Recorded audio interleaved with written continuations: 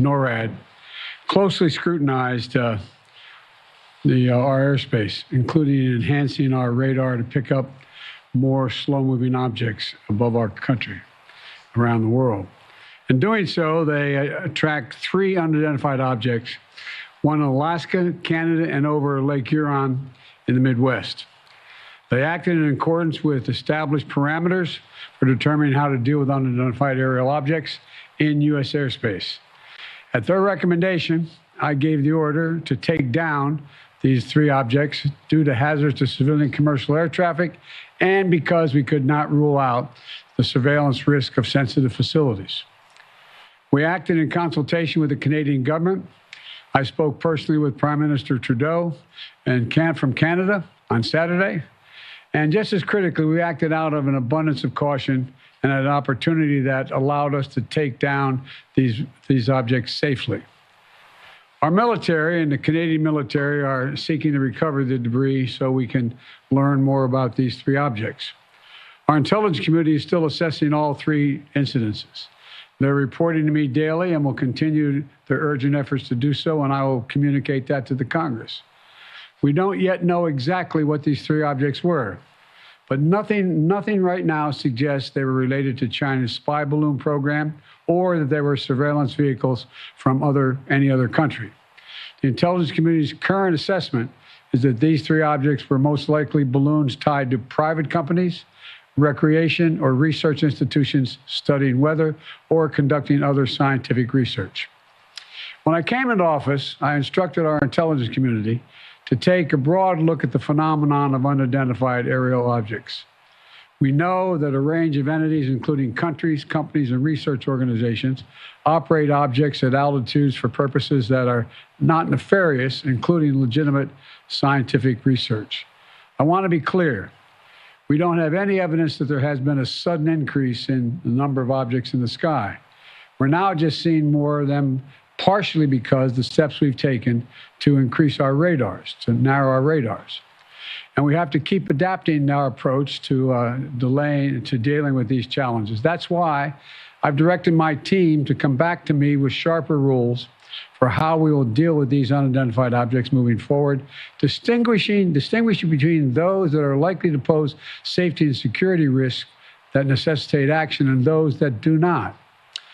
But make no mistake, if any object presents a threat to the safety and security of the American people, I will take it down. I'll be sharing with Congress these classified policy parameters when they're completed, and they'll remain classified so we don't give our roadmap to our enemies to try to evade our defenses. Going forward, these parameters will guide what actions we'll take while responding to unmanned and unidentified aerial objects. We're going to keep adapting them as the challenges evolve, if it evolves.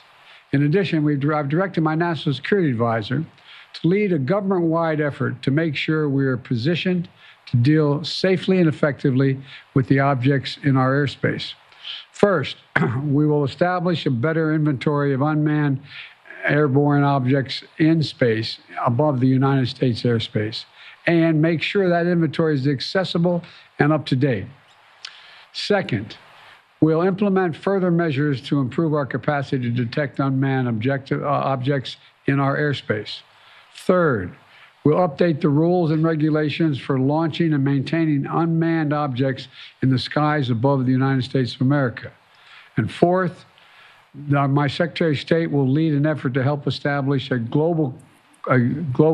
global norms in this largely unregulated space. These steps will lead to safer and more secure skies for our air travelers, our military, our scientists, and for people on the ground as well. That's my job as your President, Commander-in-Chief. As the events of the previous days have shown, we'll always act to protect the interest of the American people and the security of the American people.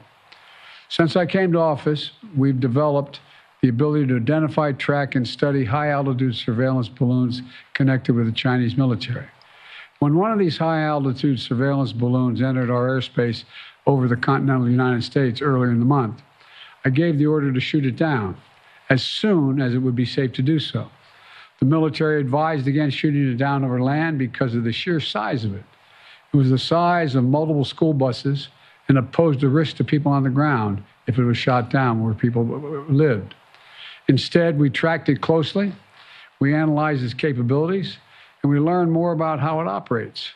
And because we knew its path, we were able to protect sensitive sites against collection. We waited until it was safely over water, which would not only protect civilians, but also enable us to recover substantial components for further analytics. And then we shot it down, sending a clear message. The violation of our sovereignty is unacceptable. We'll act to protect our country, and we did. Now, this past Friday, we put restrictions on 6 firms that directly support the People's Republic Liberation Army, the People's Liberation Army aerospace program that includes airships and balloons, denying them access to U.S. technology. We briefed our diplomatic partners and our allies around the world, and we know about China's program and where their balloons have flown. Some of them have also raised their concerns directly with China.